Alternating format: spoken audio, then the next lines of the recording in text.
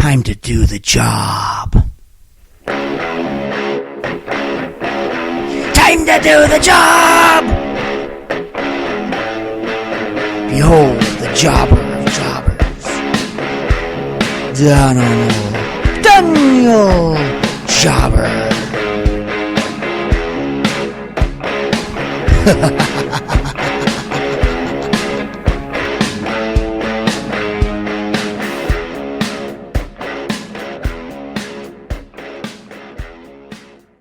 What's up, everybody? This is the Edmonton area's own D-Job Danimal, Daniel Jobber, here with episode 3 of the Jobbing Out with Danimal, Daniel Jobber 205 Live and WWE Cruiserweight Report. Now, I got to thinking that, you probably don't know a lot about me.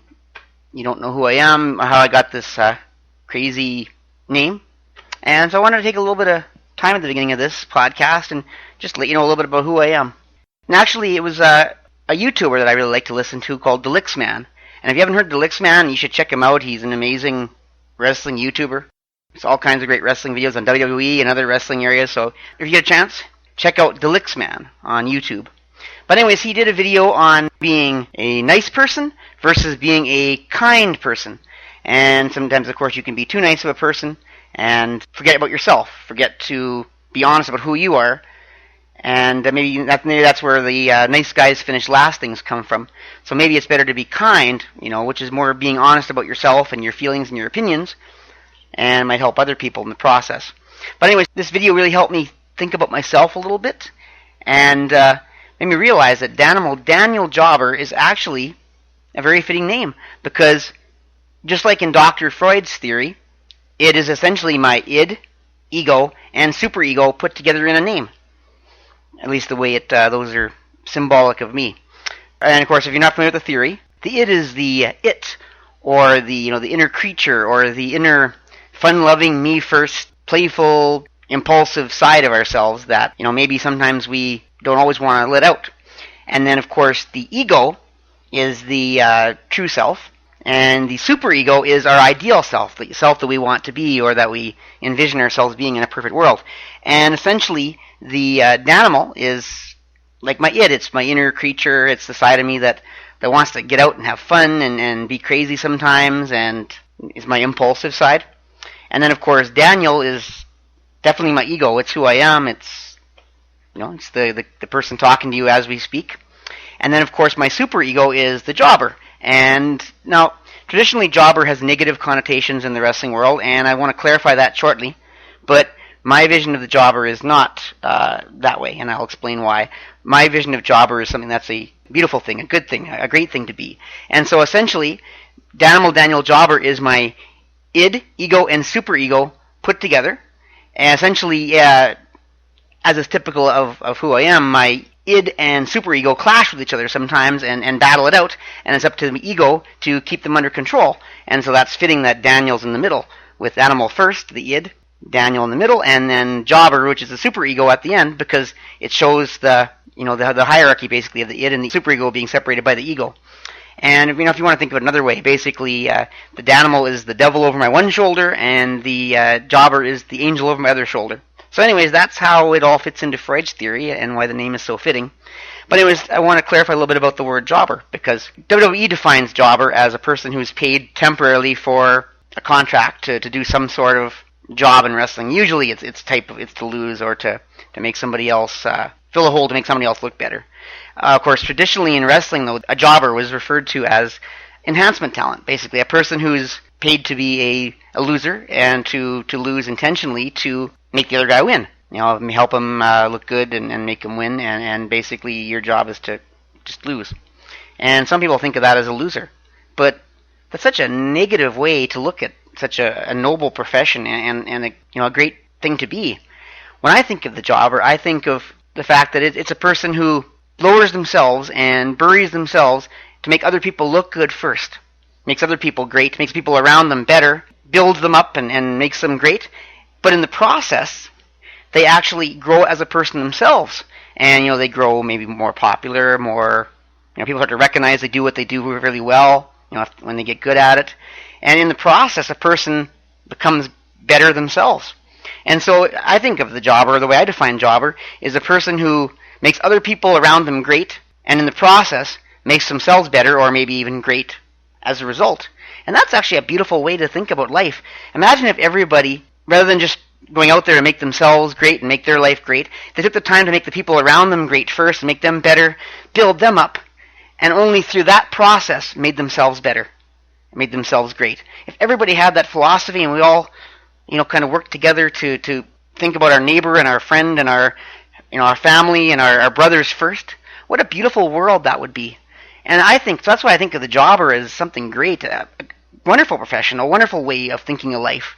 And so, for me, jobber is definitely a superego character. It's something that I believe in an ideal world, I know I want to be, and I think more people should be, because of the fact that in so much of a me-first world, it'd be great if we took time to make other people great first, to put other people first, raise them up, and then if in the process we become better and we become great, awesome, amazing. That's the way it should be. This me first, I got to make myself great at all costs philosophy may be the cause of a lot of other destructive areas of our world. So, anyways, I won't go on more about that. I know I've rambled on a little bit about that, but I really wanted to help you understand what Daniel Jobber means to me and why it's a very intriguing and infectious persona for me to have. And I hope it catches on with you as well, and you understand the thinking behind it.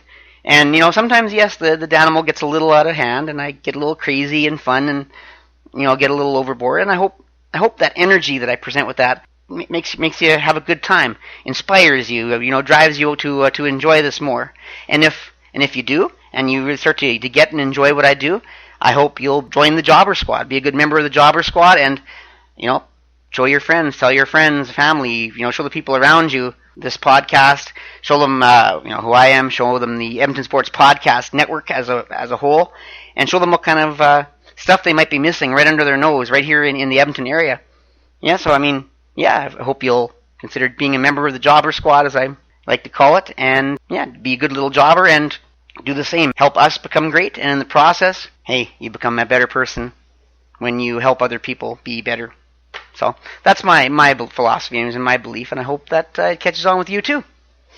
So anyways, that's all I'm going to say about me this week. Of course, this week in the WWE is the Backlash pay-per-view on Sunday, with Alberta's own Jinder Mahal from Calgary going for the WWE Championship held by Randy Orton. Huge opportunity for Jinder Mahal, the nephew of the great Gamma Singh from Karachi Vice, the Sing Sing boys back in the Stampede wrestling days in the early 80s. That I was a huge fan of when I was a kid growing up. Yeah, it's a huge opportunity, and if he can win the championship, it'd be a great way to sell wrestling in India, which is one of WWE's goals, and what a great position and role he would have at WWE if he's able to pull this off and make this successful. So I wish him well. I hope we all Albertans get together and get behind him and show WWE that we appreciate what they're doing with him. I don't know if he's going to win or not, but I should also add too, I have my Backlash previews and predictions podcast up on the network.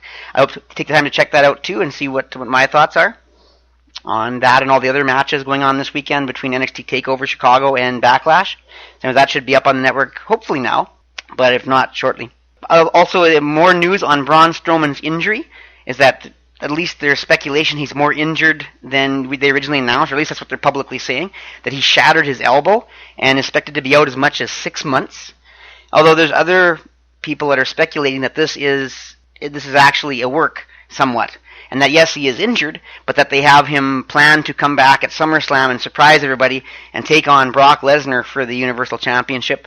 And heck, maybe he'll take the title off him and win, which would be huge. Like, I'm a huge advocate for getting the title off of Brock Lesnar and doing away with these part-time Raw champion idea, because I think it's really hurting the brand and really unfair to loyal Raw and WWE fans in general that they have this part-time champion who is allowed to go 3 months after winning the title without just having to defend it. So they talk of maybe they just switched it around and had the person who was supposed to be at SummerSlam being his Brock Lesnar's opponent at Great Balls of Fire, and instead having Braun Strowman come back and surprise everybody by taking on Brock Lesnar at SummerSlam. So hopefully that's the case, and that it's not truly a 6 month injury, because Braun Strowman is really coming on, and it's been really exciting. And of course, anyone who dislikes Roman Reigns is glad that he's doing well, because he's really Roman Reigns' counterpart and top rival at this point. So anyway, that's an interesting twist on the news that of his what they thought was originally said was a rotator cuff injury, or all was speculated as a rotator cuff injury. Anyways, one other note is that WWE is reportedly going to a picture-in-picture system for commercials in the near future. And this is actually pretty cool. This changes a lot.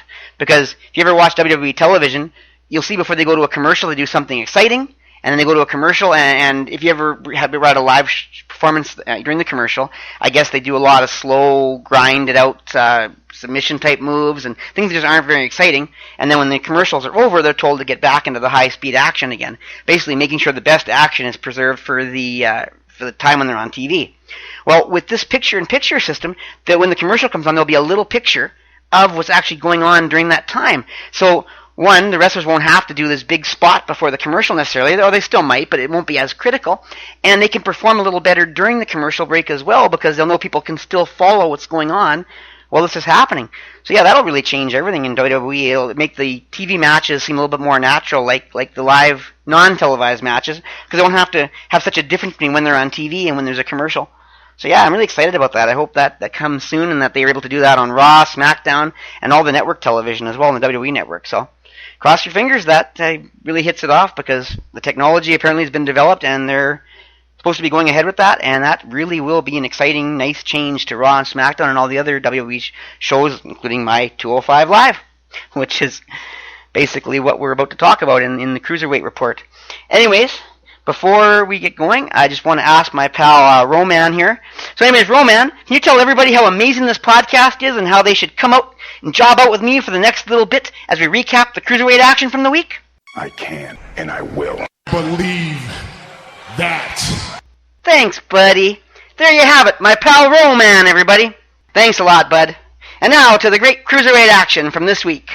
So first off, on the main event, we have Grand Metalik versus the Scottish Supernova, Noam Dar. This match was the last match to be aired from the Raw and SmackDown held in London, England, last week.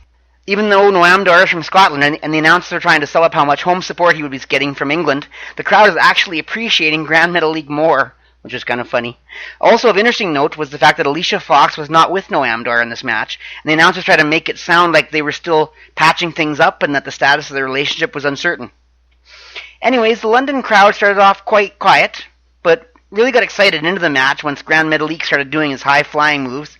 They're even chanting, I believe chanting out the numbers of the 10 count when the wrestlers were outside the ring. Although it's hard to tell on TV exactly what they were chanting, but I think there was 1, 2, 3.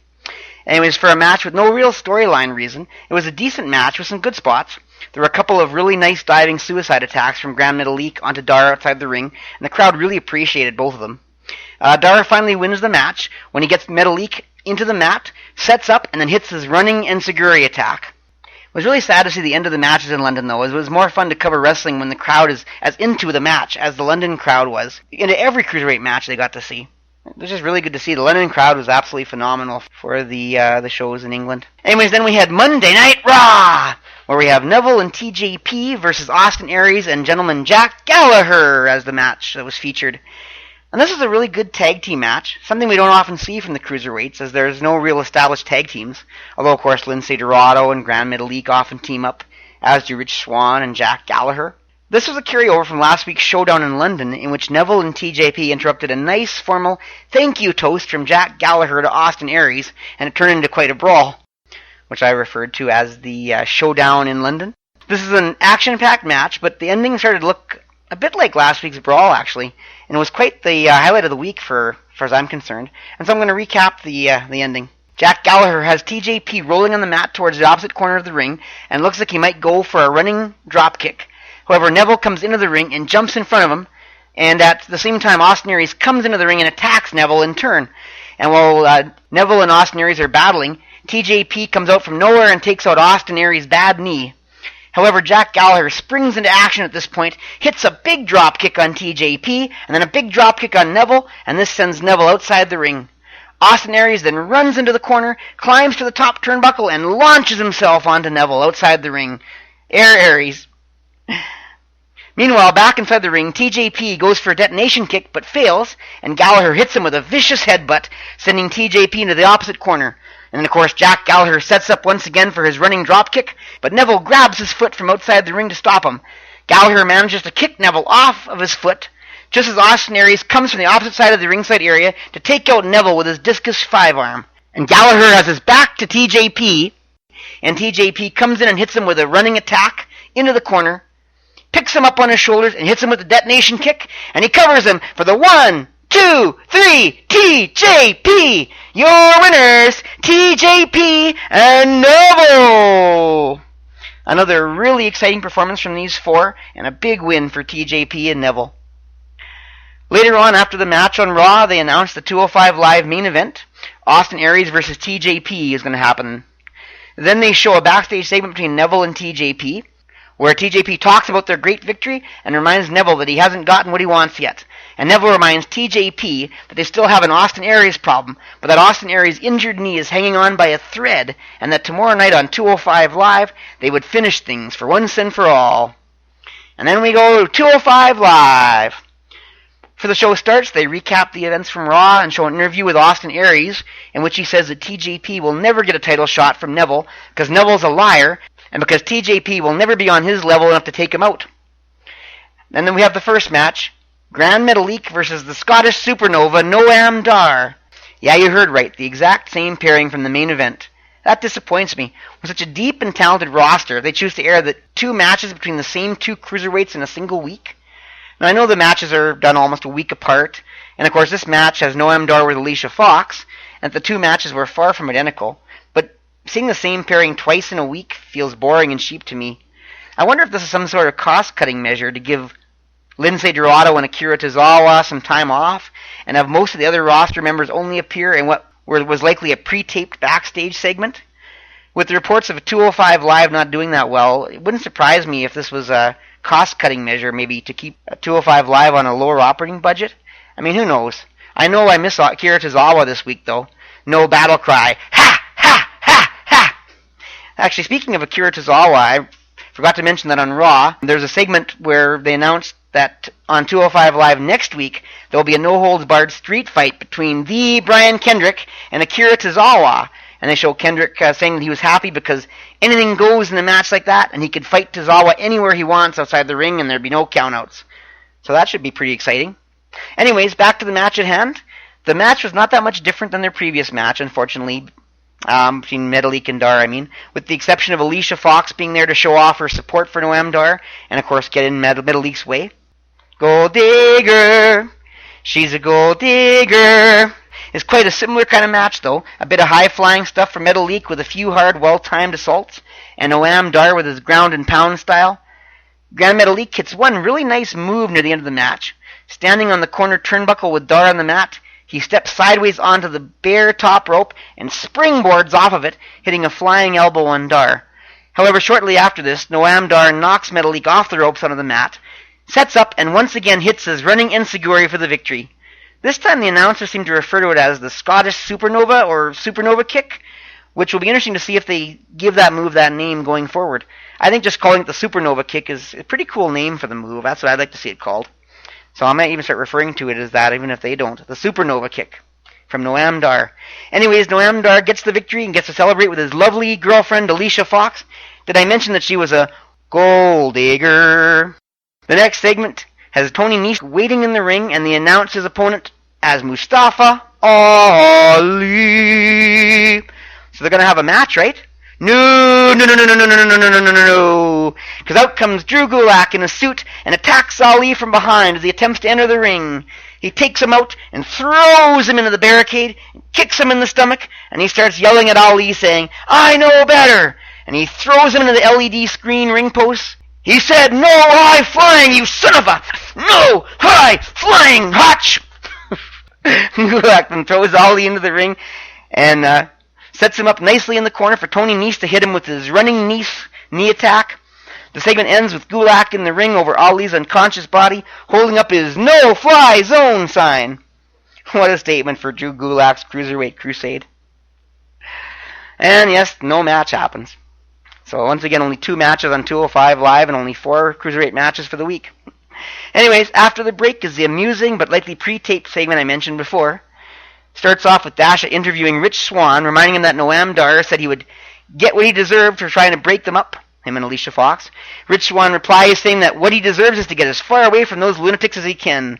He says, "The nerve of them thinking they can play my tricks on me." And just as he's saying that, a delivery guy comes in with a package for Richard T. Swan. Swan says, "That's not for me, you made a mistake," and directs the delivery guy over to Arya Davari, who's all decked out in his fancy threads, looking into the mirror, getting ready for something. When the delivery guy offers him the package, Davari originally says it must be his $2,500 Persian platinum sunglasses that were manufactured in Abu Dhabi. He sends the guy away and says, "Wait a minute, these aren't my sunglasses," and sets the package down and walks away. In comes Jack Gallagher, who picks up the package, looking like he wants to see what it is, but then Davari comes back and catches him. He tells Gallagher to get his grubby paws off his package, and refers to him as common street trash. Gallagher says he will overlook the comment, as they don't want to revisit the scoundrel business again, referring to their feud from a bunch of months ago when 205 Live first started. Of course, he walks away. Anyways, Davari takes the package, and this time he finally opens it, and of course white powder shoots out all over his expensive threads, and the segment ends with him shouting in a foreign language and getting frustrated all over the place. Quite funny. It's a good way to continue to develop his new character, which is pompous, money-toting, chic-type character. Even the announcer, Corey Graves, was starting to laugh when scolding Tom Phillips for laughing his head off because of how much the shirt probably cost that Davari was wearing. They also quickly recap the attack from Drew Gulak on Mustafa Ali, and of course report, as per usual, that Ali has been taken to a local medical facility. What else is new? Anyways, then we have our main event of the evening. TJP versus Austin Aries. A-double himself. This is a pretty decent main event. The two had a brutal brawl of an encounter, with TJP working over Austin Aries' bad knee, and Aries often selling his injury. Aries also tries repeatedly to rally the crowd and get them behind him, and by waving his arm and everything, and he succeeds pretty good. The crowd is starting to get behind him for the most part. Through his injury, Aries still manages to hit a nice move combo, ending with his pendulum elbow. Later on, he also manages to go from hobbling in the ring to running his way into a heat-seeking missile suicide dive onto TJP. Late in the match, though, TJP puts Austin Aries into his knee bar on his injured knee and actually grabs the rope to help him for a few seconds while the ref was more focused on Aries.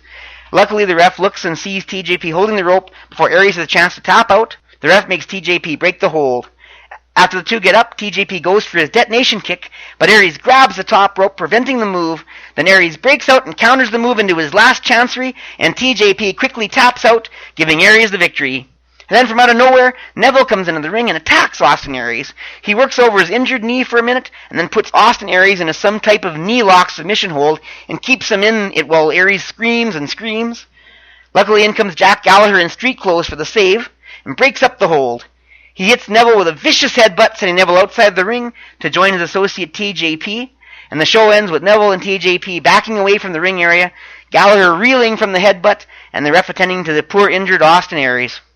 Pretty good show, all in all. And it's still 2 weeks until Aries meets Neville at Extreme Rules, so they still have some time to kill and some selling of the effects of Austin Aries' injured knee to do. So we'll see how that goes.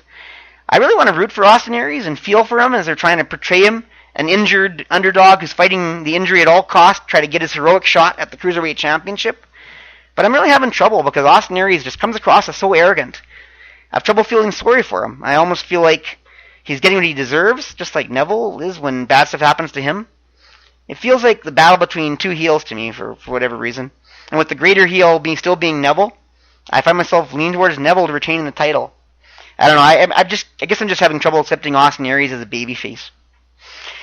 Anyways, the other intriguing possibility is that TJP will turn on Neville at Extreme Rules and cost him the title, figuring that he has a better chance of getting a title shot if Austin Aries is the champion. This is something else that could definitely happen, and it should be interesting in a couple of weeks to see if that's the case. Anyways, on a side note, it finally occurred to me how strange it is that 205 Live never shows anyone in charge. No GM, no commissioner. It makes you wonder what they expect you to believe about who decides what matches will be fought. Surely they don't expect us to believe that the cruiserweights just decide for themselves who fights whom. It's something they may want to think about. It's kind of awkward and wonky having a wrestling show where no one appears to be in charge. Anyways, this is it from the cruiserweight division this week.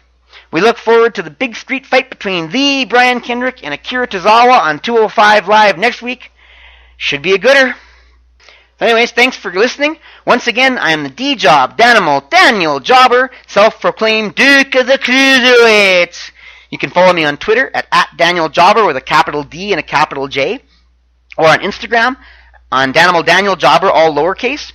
And of course, you can go to my awesome website, DanimalDanielJobber.ca, where you can check out my awesome power rankings, which are really popular, all my fun stuff, my shenanigans, even my recorded karaoke music.